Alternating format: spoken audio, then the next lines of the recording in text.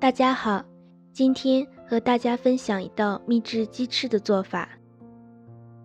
首先需要准备的食材调料有280克鸡翅、15克酱油、10克米酒、0.5克黑胡椒、3克蒜泥、5克蚝油、10克蜂蜜、2克盐、2克姜泥、20克面粉、10克淀粉、1个蛋清、25克水。准备一个大碗，将鸡翅放入碗中，加入姜泥、盐、黑胡椒、米酒，抓拌均匀，腌制30分钟，使调味料渗透入鸡翅中。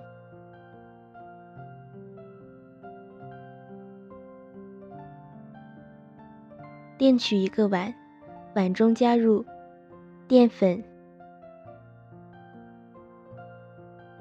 面粉、蛋清和水，搅拌均匀。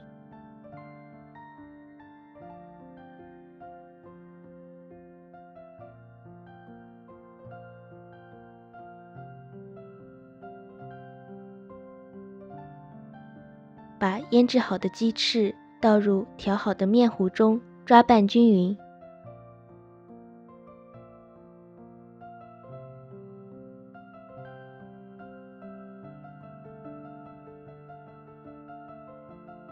烧热油，将裹好面糊的鸡翅放入油锅中，炸至金黄色，大约7至8分钟左右。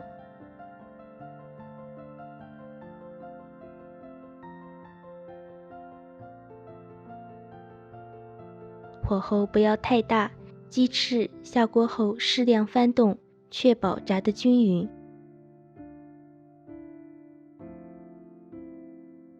捞出炸好的鸡翅，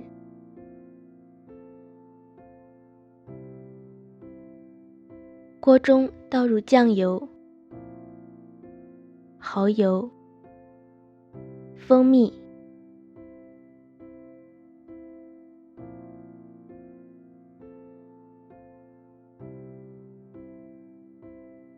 蒜泥，以免酱汁糊在锅底，所以需要不停地翻炒，直到冒泡泡就可以了。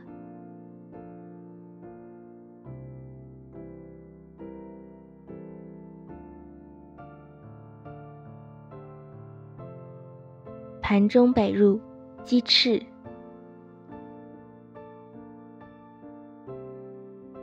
刷上酱汁，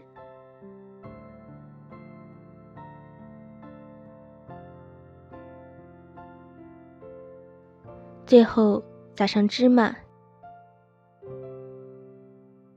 就完成了。